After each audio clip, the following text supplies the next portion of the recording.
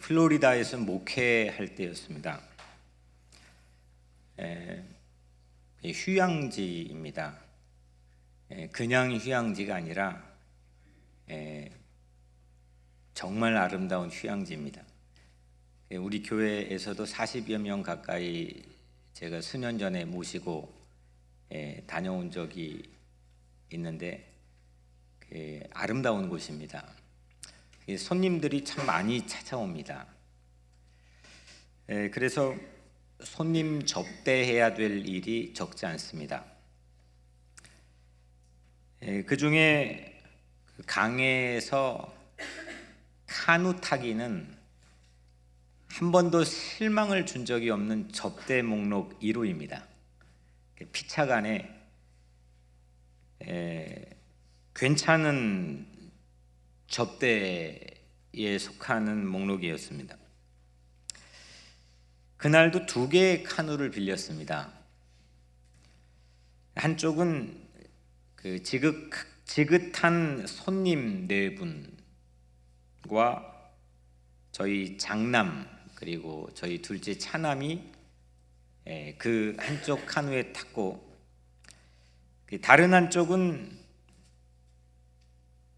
저희 부부와 당시 3살 난 이 쌍둥이 2명이 이제 거기에 탔습니다.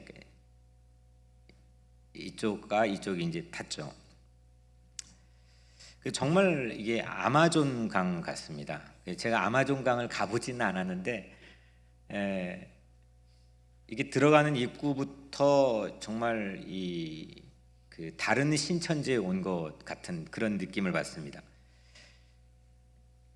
멈추지 않는 이 각양각색의 새소리들이 오케스트라를 연주하는 듯한 느낌을 주고, 양 옆에는 악어가 있고 또 거북이도 있습니다.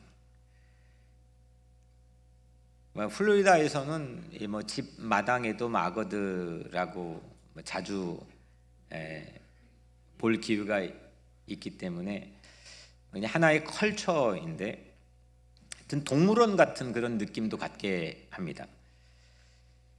그래서 카누를 이 2개의 카누가 이제 강길을 따라서 갑니다. 그런데 갑자기 정말 화창했던 푸르렀던 하늘이 갑자기 새카매지기 시작했습니다. 일순간이었습니다. 원래 플로리다가 그렇습니다. 그리고 이윽고 폭우가 쏟아지기 시작했습니다. 앞이 보이지 않을 정도의 폭우가 갑자기 순식간에 쏟아지기 시작했습니다. 천둥까지 쳤습니다. 대낮인데 이 천둥까지 치는데도 저는 그래도 명색이 플로리다에 살고 있으니까 이 플로리다 주민의 티를 내면서 태연하게 찬양을 하고 카누를 타고 그 강을 따라가고 있었습니다. 그런데 이전에도 이 카누의 첫 경험자들을 제가 여러 번 모셔봤지만 이 연세 드신 손님 4분처럼 저를 난감하게 만든 분은 처음이었습니다. 그래서 할 수 없이 제 쪽 카누에 있는 그쪽에 있는 2 아들을 장남과 차남을 제 카누로 옮기고 제 아내가 그쪽을 도와주기 위해서 서로 바꿨습니다. 그런데 이게 막 비가 오고 캄캄해지고 물살은 좀 빨라지고 하니까 이 2분이 당황을 하니까 이 2분은 부부입니다. 근데 막 소리가 나고 막 왼수 같아졌습니다. 이럴 수 있는 거구나. 이 카누의 마음, 카누가 그 물길을 따라가야 되는데 카누의 마음과 이 2분이 이제 이게 되니까 막 카누가 막 돌고 이렇게 난장판이 되었습니다. 따로국밥이 되었습니다. 근데 그 길을 갈 수가 없는 길인데 막 이 배 안이 그렇게 요란스러우니까 쓰러져 있는 큰 나무로 향해서 이 카누가 갔습니다. 그리고 그 카누가 그만 나무에 꽝 하고 부딪혔습니다. 그리고 그만 배가 뒤집혔습니다. 물론 구명조끼를 다 입었지만 거기에 누가 타고 있었죠? 제 아내하고 그 남자분하고 그쪽 아내하고 세 분이 타고 있었습니다. 물에 빠졌습니다. 남자분은 머리가 보였습니다. 근데 여자분은 아무리 찾아봐도 머리가 안 보이는 겁니다. 막 제 쪽에 타고 있는 그 쌍둥이는 엄마 죽는다고 막 울어대고, 제가 만약에 뛰어들면 이건 배는 100% 여기도 뒤집히기 때문에 뭐 이것도 저것도 아무것도 할 수 없는 상황에 지켜보고만 있는 겁니다. 그런데 그때 제 아내가 꽤나 침착하게 어딘가에 발을 디딜 곳을 찾았습니다. 그리고 뒤집혀진 카누에 보니까 그 안에 여자분이 허우적거리고 있었습니다. 그러다 이제 죽는 거죠. 근데 제 아내가 여하튼 그 여자분을 구조했습니다. 참고로 제 아내는 수영을 절대 못합니다. 제가 다 일이 끝난 다음에 아내에게 이렇게 인터뷰를 했습니다. 물에 빠질 때 어떤 생각을 했어? 하고 물어보니까 제 아내가 말이 사람을 살려야 된다는 생각뿐이었고, 그래서 본능적으로 물속에 발 디딜 곳을 찾았다는 겁니다. 이후에 생각했습니다. 강물은 불어 있었고 또 강은 꽤나 깊어져 있고, 물론 평상시에는 그렇게 깊지는 않습니다. 그 물속에 충분히 악어가 있을 수도 있습니다. 이게 동네 뒷마당에서 보는 악어는 늘 그냥 인사하고 그러면 되는데, 물속에 있는 악어는 이거는 큰 위험의 요소가 됩니다. 아찔한 거죠. 이런 일이 있었는데, 물속이 두려운 이유는 물속에 있는 길을 훤히 알 수 없기 때문인 것 같습니다. 수면이라고 하죠. 물 위에는 수면이 있죠. 면이 있습니다. 삼각형일 수도 있고 그 지형에 따라서 사각형일 수도 있고 원일 수도 있고 이렇게 수면이 있습니다. 그 수면은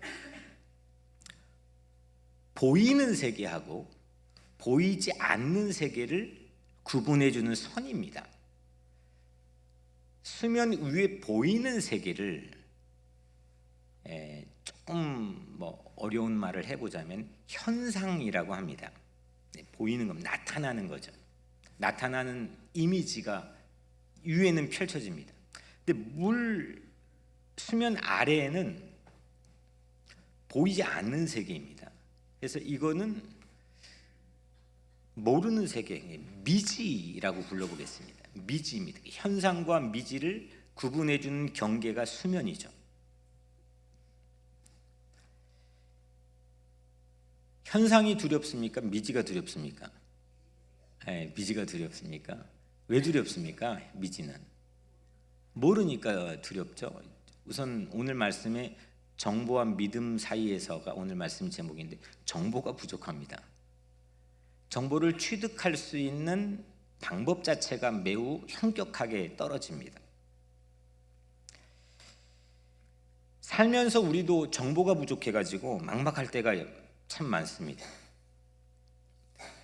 물속 정보를 알면 대처라도 할 텐데, 발로 더듬거리며 발 디딜 때를 찾아야 될 그런 다급한 상황이 우리 삶에도 적지 않게 있습니다. 그때 당황스럽습니다.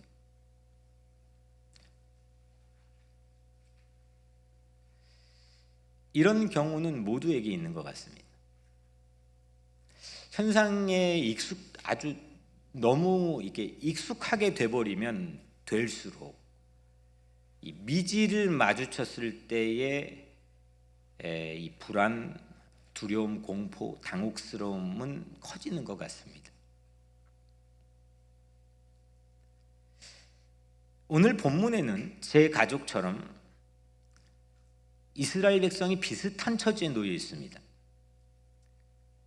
15절 말씀에는 요단이 곡식 거두는 시기에는 항상 언덕에 넘치더라. 요단 지형이죠. 곡식 거두는 시기는 때를 말합니다. 시즌을 말하는 건데 그때는 항상 언덕에 넘쳤다. 뭐가 넘쳤냐? 물이 넘쳤다는 겁니다. 그러니까 강이 있는데 언덕까지 넘친 거니까 범람을 한 거죠. 요단강의 봄은 이렇게 홍수 시즌에 빈번하게 강이 범람합니다. 물살이 센 강물은 낭떠러진 밑부분을 깎아가지고 진흙 사태를 일으킵니다. 때론 아예 물 흐름을 바꿔가지고 멀쩡한 마을을 물속으로 수장시키는 경우들도 있습니다. 가장 최근엔 1927년도에 아주 큰 요단강 물사태가 나서 이 요단강에 비슷한 같은 일이 벌어진 적도 있습니다. 오늘 이 본문 안에서 이스라엘 백성은 이런 난감한 위치에 서 있습니다. 16절에 보면 아담 성읍이 나오는데 이 아담 성읍은 현재 서 있는 위치에서 위쪽으로 29km 정도 떨어진 위치에 있습니다. 아담 성읍은 왜 여기에다 굳이 그게 넣어놨냐면 이 두 갈래로 흐르는 물길이 한 곳으로 만나는 곳입니다. 합쳐지는 곳입니다. 그래서 많은 물이 만들어지고 자연스럽게 급류가 형성이 됩니다. 홍수 시즌에는 범람뿐만 아니라 아주 위험다발적이 되는 겁니다. 올해 3월에 가보신 분은 성지순례 가보신 분은 아시겠지만 거기 우리는 홍수 시즌에 간 건 아닌데 봄은 봄이지만 그럼에도 비가 오면 그 똑같은 우린 예수님 세례터인 남쪽에 갔지만 그 길 요단강을 따라가는 그 큰 도로가 운행이 차단됩니다. 그래서 우리랑 같이 준비해서 바로 하루 차이로 가는 이 친국교회는 가야 될 장소를 교통이 통제돼서 가지 못해서 공항에 선교사님이 우리에게 늦게 왔습니다. 우리도 그걸 계속 염려를 했습니다. 그런데 물이 흐르는 건 봤습니다. 맑게 개인 이 비 온 뒤에 물이 흐르는데도 장난 아니게 흘렀습니다. 왜냐하면 이 광야의 높은 산에서 나무가 하나도 없는 쭉 광야산에서 물이 오면 그대로 물이 전부 다 요단강 쪽으로 흘러버립니다. 우리가 가는 길은 물론이거니와 이 옆에 있는 요단강도 범람이 됩니다. 그런 상황에 지금 이 사람들이 서 있는 겁니다. 이렇게 범람하면 또 흙탕물이 됩니다. 물속 식별이 불가능해집니다.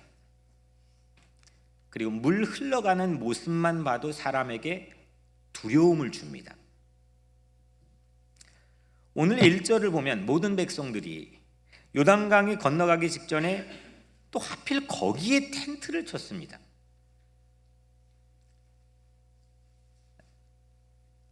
위험적입니다. 가보지는 않았겠지만 이미 어느 정도 40년을 준비해 온 길인데 예측이 가능할 텐데 오늘 1절은 거기에 텐트를 쳤다고 나와 있습니다. 이쯤 되면 지도부의 원성이 가득할 수밖에 없을 겁니다. 이런 급류 앞에서 오늘 여호수아 3장, 우리가 읽은 여호수아 3장은 시작이 됩니다. 우리도 같은 처지일 때가 있습니다.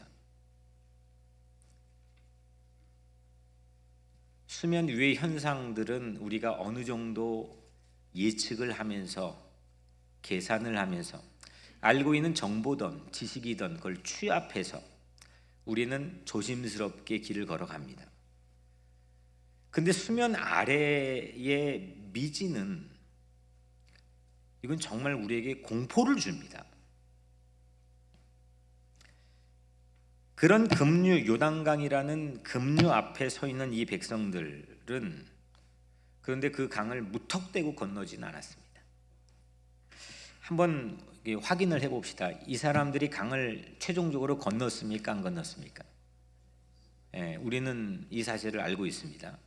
독자인 우리들은 이 사람들이 강을 건넌 것은 확실히 알고 있습니다. 그런데 오늘 우리가 새롭게 생경하게 알게 되는 한 가지는 무턱대고 건너지 않았다는 겁니다. 신앙적인 전략이 준비되어 있었습니다.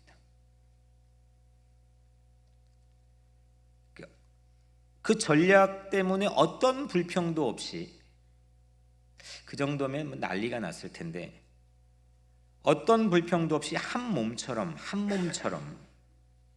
전략대로, 그 전략대로 움직였습니다. 전략은 네 가지입니다.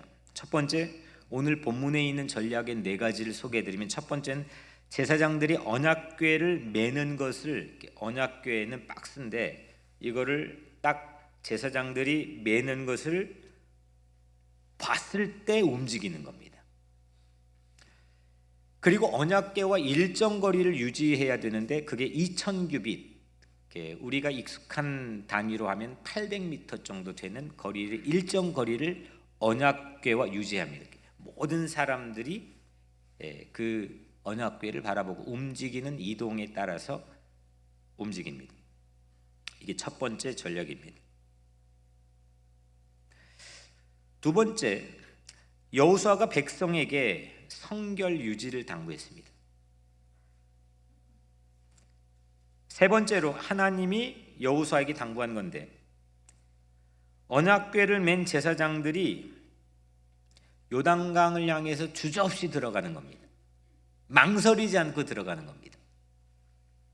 마지막 네 번째로, 여호수아는 백성에게 하나님이 시킨 대로 최종 목표의 전략을 확인해 주는데, 이거는 그 요단강 물에, 지금 잔잔한 물이 아닙니다. 지금 그 요단강 물에 제사장들의 발바닥의 표면이 닿아야 한다는 최종 목표를 전략으로 삼았습니다. 이게 준비된 네 가지 전략입니다. 이 발바닥이, 이 가시적인 현상의 세계에 익숙해 있는 이 발바닥이 미지의 수면에 딱 닿는 것이 최종 목표입니다. 이것은 사실은 아직 이루어진 건 아닙니다. 전술일 뿐입니다. 전략입니다. 실행이 어떻게 됐는지 우리는 아까 제가 확인했지만 건너갔죠. 하지만 오늘 이 본문 안에서만큼은 아직은 실행은, 이 설교의 진행 과정 안에 지금까지는 실행은 알 수가 없습니다. 1절부터 13절까지는 전략이 나옵니다. 네 가지 전략이 나옵니다. 이렇게 하라. 방법이 나오는 거죠. 이렇게 가라. 그리고 14절과 17절에는 전술대로, 그 전술대로 이스라엘 전체 대열이 어떻게 움직였는지를 마치 라이브로 중계해 주는 것처럼 방송의 장면이 오늘 14절부터 17절에 나옵니다. 그러니까 1절부터 17절이 3장 전체인데 13절까지는 전략, 방법이 나오고 나머지는 실행이 나옵니다. 그런데 놀랍게도, 정말 놀랍게도 그 전술 방법 그대로 움직였습니다.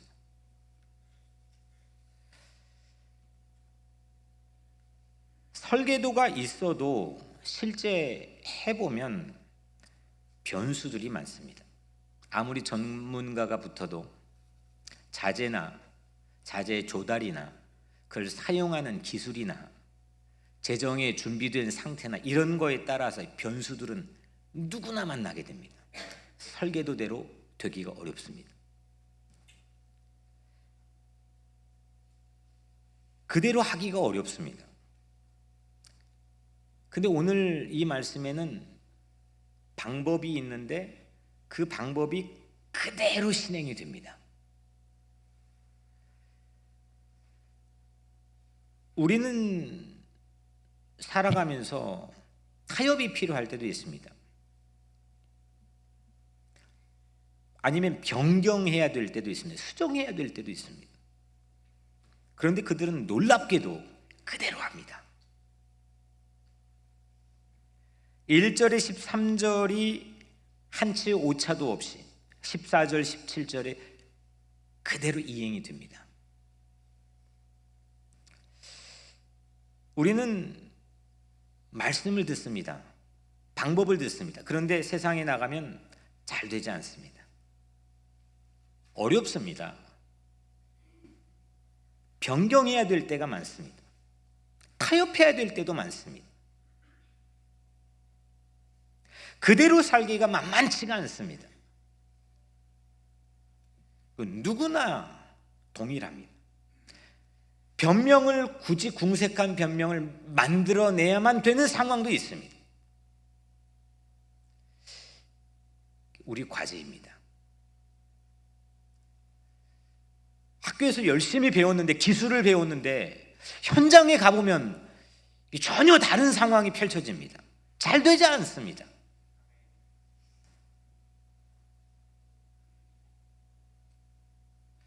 생각이, 방법이 현실과는 괴리가 있습니다. 그런데 오늘 이 사람들은 그대로 합니다.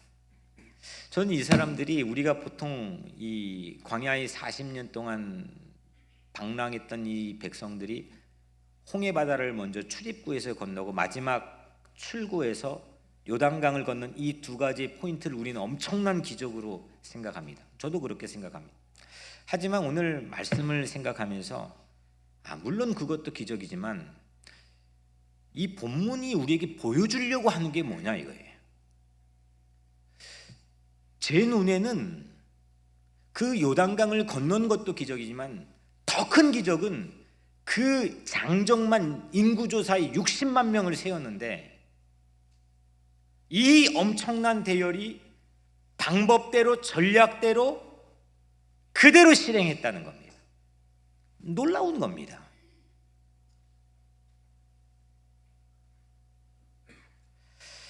어떻게 했을까? 그러면 저는 말씀을 전하는 메신저로서 질문을 할 수밖에 없습니다. 우리는 그러면 어떻게 해야 되는 건가? 그런데 이 사람들은 오늘 이 본문 안에서 말씀을 듣고 말씀대로 어떻게 그대로 살았을까?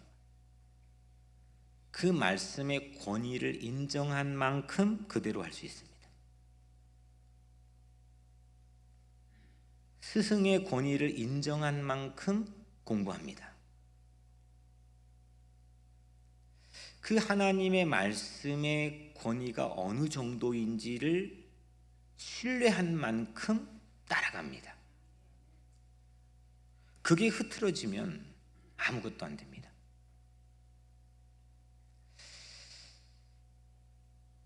상대적 비교이긴 하겠지만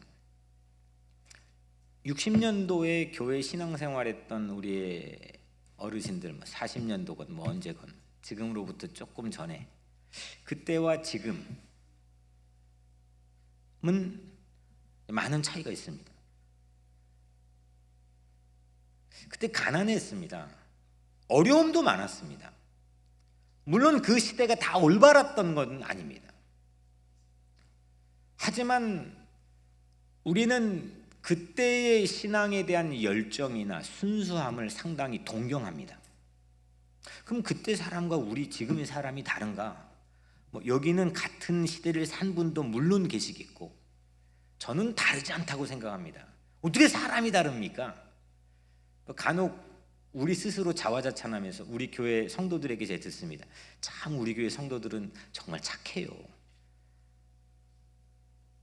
맞습니다. 근데 플러싱에 있는 성도들이나 여기 있는 성도들이나 사람이 다릅니까? 똑같습니다. 실수할 수도 있고 미지 앞에 두려워할 수도 있고 어려움에 낙담이나 절망할 수도 있습니다. 똑같은 사람입니다. 시간적이건 공간적으로 차이가 있건 같은 사람들입니다. 근데 뭐냐? 그 시대에 가졌던 거는 그 말씀에 대한 권위를 신뢰했습니다. 그걸 인정한 만큼 따라가는 거니까요. 말씀의 권위를 인정하고 믿는 만큼 생각이 현실이 된다는 것, 이거를 믿음이라고 우리는 우리 세계에서 그렇게 얘기합니다. 믿음 하면 너무 좀 추상적이지만 그 권위를 인정하는 만큼, 그거를 신뢰하는 만큼 내가 그대로 할 힘을 얻게 된다는, 그게 믿음입니다. 요단 강둑이 범람할 정도로 물이 사람에게는 공포감을 줄 때, 강바닥이 흙탕물로 분간이 어려워 강바닥의 길을 전혀 분간하기 어려울 때, 그때 드디어 언약궤를 맨 제사장들의 발바닥이 물가에 촥 하고 잠겼습니다. 요단이 곡식 거둔 시기엔 항상 언덕에 넘치더라. 궤를 맨 자들이 요단에 이르며 궤를 맨 제사장들이 발이 물가에 잠기자. 이거 결코 시시한 행동이 아닙니다. 방법대로 하고 있다는 이 행동 자체가 마치 공식을 보는 것처럼 그냥 단순한 게 아닙니다. 엄청난 파워가 있고 엄청난 지혜가 있고 엄청난 능력이 있습니다. 누구나 할 수 있는 게 아닙니다. 알긴 다 압니다. 모르는 사람이 어디 있습니까? 대부분 알죠. 근데 그대로 하기는 어렵습니다. 만만하게 볼 행동의 지점이 아닙니다. 강 건너는 것도 기적이지만 제 눈으로는 전략대로, 타협대로, 방법대로 그렇게 행동할 수 있는 용기와 믿음이 더 큰 기적으로 보였습니다. 강물 속의 정보를 짐작할 수 없었기 때문입니다. 잘못 발디뎠다가 어떻게 될지 누구도 장담할 수 없습니다. 만약에 한 명만 넘어져도 몇십만 명의 전체 대열이 일시에 무너질 수가 있습니다. 제가 한국에서 목회할 때 새로운 직업을 알게 되었는데 그분은 그 큰 원양어선을 타고 20년 동안 해양대 졸업하고 그 선장으로 우리나라 최고 거의 넘버원 클래스에 들어가는 선장입니다. 20년 이상. 그런데 이거보다 더 급이 높은 고시를 봐야 할 수 있는, 이건 사법고시보다 경쟁률은 한국에서 훨씬 더 어렵습니다. 연봉도 셉니다. 근데 그게 뭐냐면 그분이 이제 그 일을 하는 것을 제가 이제 봤는데 무트로 올라옵니다. 이제 무트로 올라와 가지고 큰 배들이 육지로 오면 작은 배를 타고 나갑니다. 그래서 그 배를 부두로 인도에 데리고 옵니다. 그건 아무도 못합니다. 그를 도선사라고 부릅니다. 수면 아래의 바닷 물속을 마치 이 위에 꺼내놓은 구글 지도보다도 더 명확하게 이 사람들은 꿰고 있습니다. 어떤 변형과 어떤 변화에 대한 예견도 습득하고 있습니다. 그러니까 물바닥을 손바닥처럼 보는 사람들입니다. 이 사람들은 무조건 원양에 가서 큰 배를 20년 이상 선장을 해야만 고시를 볼 자격이 주어집니다. 물속길을 아무나 하는 게 아닙니다.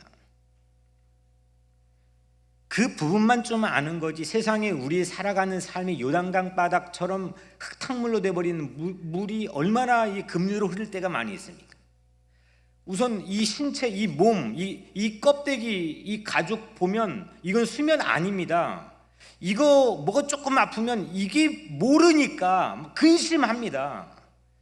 오히려 의사가 확진을 해주면은 뭐 좀 위험해도 그거구나 하고 치료를 시작하는데 그 전까지는 지옥을 삽니다. 뭘까? 모릅니다. 모르니까 그렇습니다. 진로를 어떻게 합니까? 경제는 살아있는 생물이라고 하는데 이 경제 케인즈나 유명한 경제 그 사람들이 그러면 경제학이 말한 대로 됐습니까? 되지 않았습니다. 사람들은 이런 두려움을 덜어내기 위해서 미래의 정보를 미리 알고 싶어 합니다. 그런데 성경은 미래의 정보에 대해서는 함구합니다. 예언이라는 건 미래를 예견하는 게 아니고 위탁한다는 겁니다. 예자 위탁하고 말씀이 위탁되어진 사람 예언자, 히브리어로는 나비라고 부릅니다.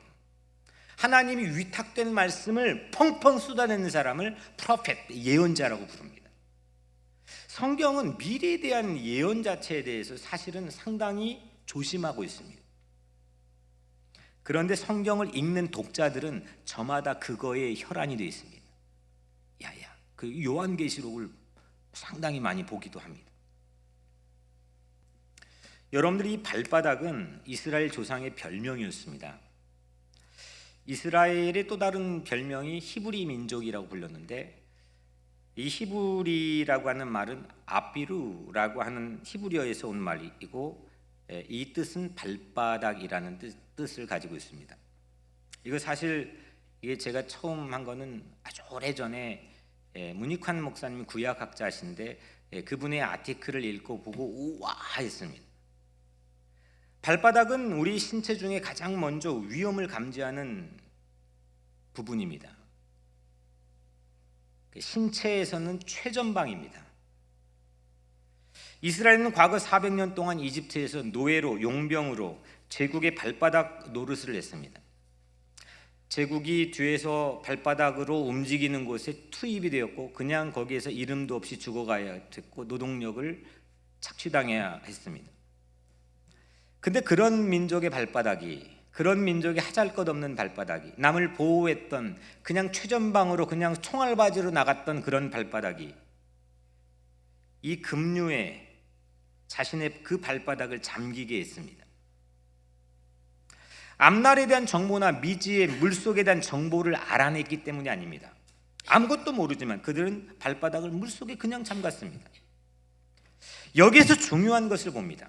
언약궤를 맨 제사장의 움직임입니다.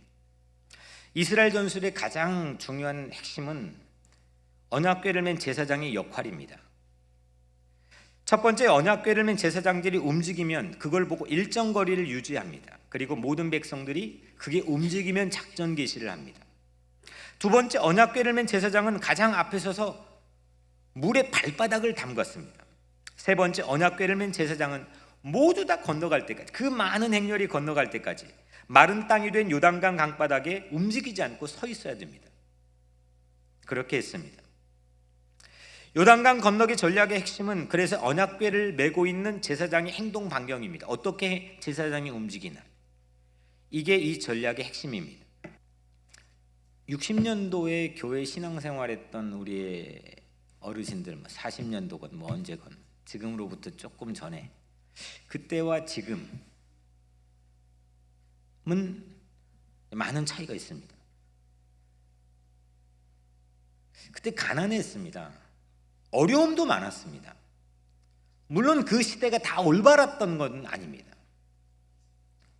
하지만 우리는 그때의 신앙에 대한 열정이나 순수함을 상당히 동경합니다. 그럼 그때 사람과 우리 지금의 사람이 다른가? 여기는 같은 시대를 산 분도 물론 계시겠고, 저는 다르지 않다고 생각합니다. 어떻게 사람이 다릅니까? 간혹 우리 스스로 자화자찬하면서 우리 교회 성도들에게 제가 듣습니다. 참 우리 교회 성도들은 정말 착해요. 맞습니다. 근데 플러싱에 있는 성도들이나 여기 있는 성도들이나 사람이 다릅니까? 똑같습니다. 실수할 수도 있고, 미지 앞에 두려워할 수도 있고, 어려움에 낙담이나 절망할 수도 있습니다. 똑같은 사람입니다. 시간적이건 공간적으로 차이가 있건 같은 사람들입니다. 근데 뭐냐? 그 시대에 가졌던 거는 그 말씀에 대한 권위를 신뢰했습니다. 그걸 인정한 만큼 따라가는 거니까요. 발바닥을 물에 넣기 시작했을 때 어떤 일이 일어날지 예측되는 힌트라도 손에 쥐고 있으면은 우리 같은 독자는 좀 마음이 안심이 될 텐데 아무것도 우리는 알 수가 없습니다. 강 수심부터 강류의 세기, 물속의 높낮이, 이 모든 것을 예측 불가했습니다. 이 발바닥을 물속으로 잠기게 하는 것 정말 어려운 일입니다. 방법은 들었습니다. 그런데 그들은 해냈습니다. 건넌 것도 위대하지만 이 가시적인 현상의 세계에 익숙한 발바닥의 표면을 그 미지의 세계에다가 딱 하고 붙이는, 그게 더 큰 기적입니다. 그걸 못합니다. 이걸 우리 세계에서는 믿음이라고 부릅니다. 사람들은 이런 두려움을 덜어내기 위해서 미래의 정보를 미리 알고 싶어합니다. 그런데 성경은 미래의 정보에 대해서는 함구합니다. 예언이라는 건 미래를 예견하는 게 아니고 위탁한다는 겁니다. 예자 위탁하고, 말씀이 위탁되어진 사람 예언자, 히브리어로는 나비라고 부릅니다. 하나님이 위탁된 말씀을 펑펑 쏟아내는 사람을 프로페트, 예언자라고 부릅니다. 성경은 미래에 대한 예언 자체에 대해서 사실은 상당히 조심하고 있습니다. 그런데 성경을 읽는 독자들은 저마다 그거에 혈안이 되어 있습니다. 그 요한계시록을 상당히 많이 보기도 합니다. 오늘 이 본문에서만 보면 수심이 어느 정도니까 키 큰 사람이나 수영 잘하는 사람이 활약할 수 있도록 대열 정비를 하거나 이렇게 배려한다거나 마른 땅이 될 거라는 정보를 미리 잘 흘려주거나 이런 흔적이 단 하나도 없습니다. 그런데 성경은 아무런 미래의 정보를 우리에게 제공해 주지 않았습니다. 여러분들이 이 발바닥은 이스라엘 조상의 별명이었습니다. 이스라엘의 또 다른 별명이 히브리 민족이라고 불렸는데, 이 히브리라고 하는 말은 아비루라고 하는 히브리어에서 온 말이고, 이 뜻은 발바닥이라는 뜻을 가지고 있습니다. 이거 사실 이게 제가 처음 한 거는 아주 오래전에 문익환 목사님이 구약학자신데 그분의 아티클을 읽고 보고 우와 했습니다. 발바닥은 우리 신체 중에 가장 먼저 위험을 감지하는 부분입니다. 신체에서는 최전방입니다.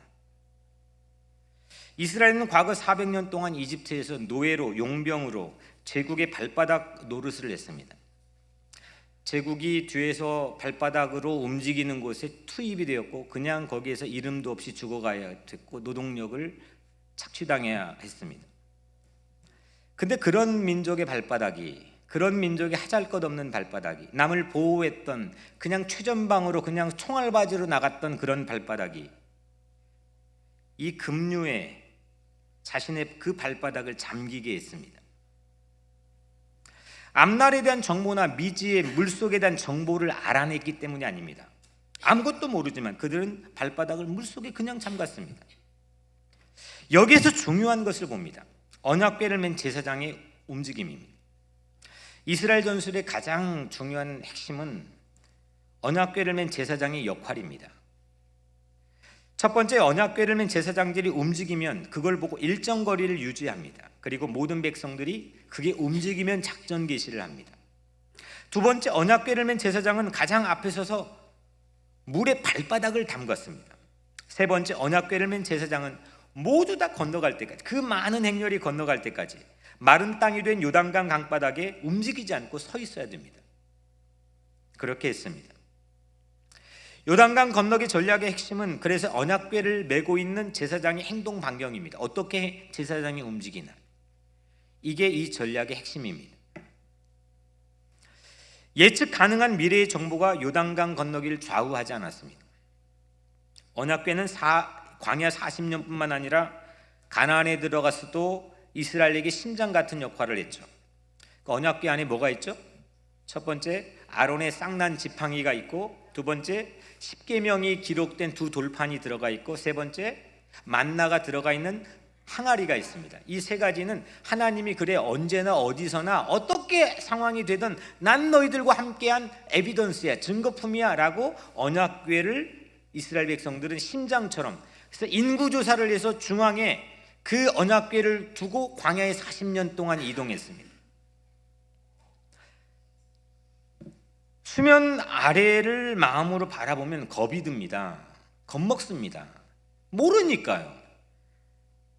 그런데 이 모든 대열은 수면을 바라보지 않고 언약궤를 바라봤습니다.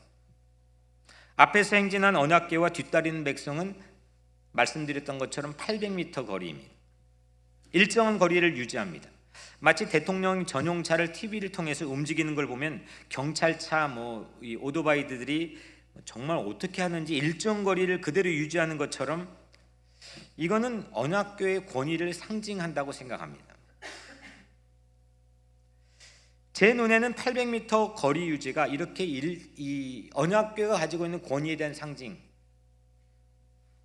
이 크레딧에 대한 상징, 이걸 얼마만큼 네 크레딧에 대해서 인정할 거냐라고 하는 물음표가 그 언약궤에 있는 거죠.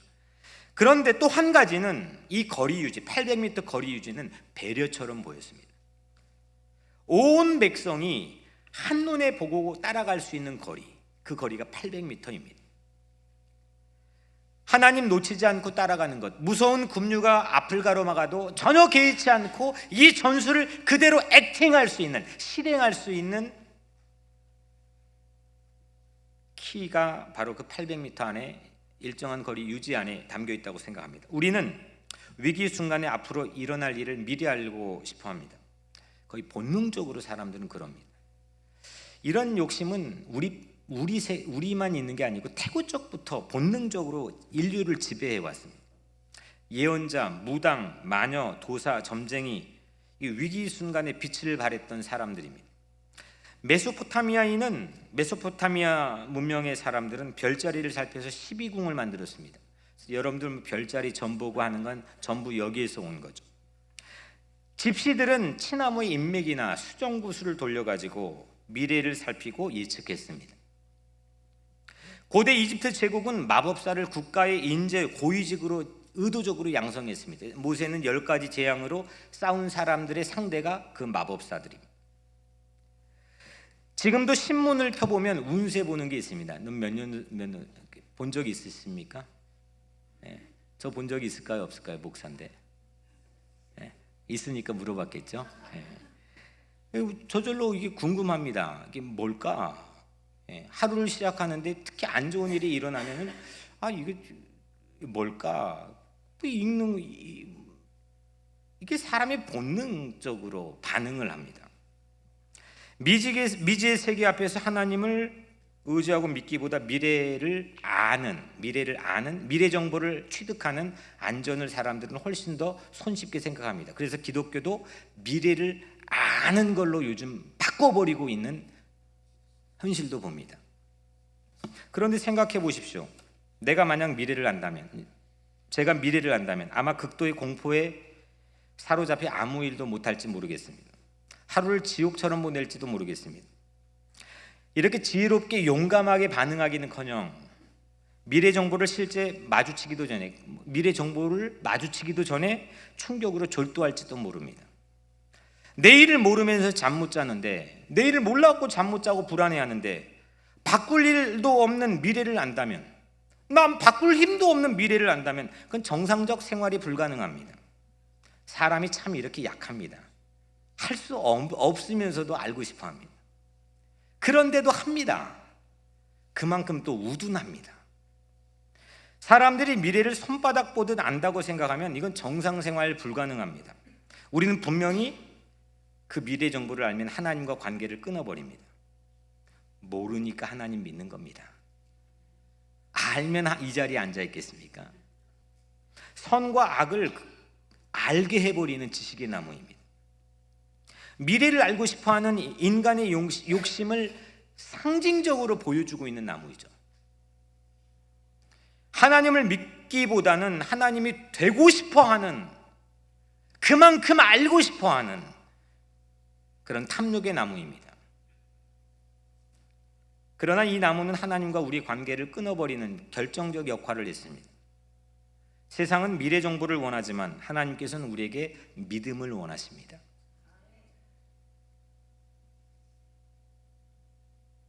세상에 정보를 많이 가진 사람을 권력자라고 얘기합니다. 백악관이나 펜타곤이나 우리가 알지 못하는 수없는 정보를 미리 취득해서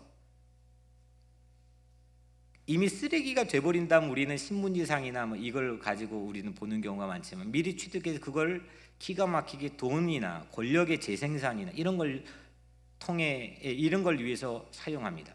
그래서 거기를 사람들은 우러러 봅니다. 그 권력에 쉽게 생각하지 못합니다. 근데 여러분들, 우리 세계에서는 그 정보 가지고 힘자랑하는 거는 안 통해야 되는 거 아니겠습니까? 우리는 미래 정보를 알아서 새로운 담대한 내 알지 못하는 이 인간의 내면의 수면 아래에 있는 미지의 힘이 나오는 것이 아니라 하나님의 언약궤를 바라보고 그 말씀의 권위를 인정하고 순종하고 신뢰하는 만큼 내 안에서 힘이 나오는 거 아니겠습니까? 생각하는 만큼 현실이 되는 것, 이거는 로맨틱한 이야기가 아닙니다. 혹시 여러분들이 인생의 급류 앞에 서 계십니까? 급류가 있습니까? 있을 겁니다. 막대한 급류가 내 앞에 흐를 수도 있습니다. 현재 여러분들의 요단강 무엇입니까? 혹시 그 앞에서 두렵고 무섭진 않습니까? 말씀드렸던 것처럼 눈에 보이지 않는 육체 안의 질병, 이 육체 안의 질병, 그게 내 요단강일 수도 있고, 한치 앞을 모르는 내 가정, 나의 진로, 우리 민족의 운명,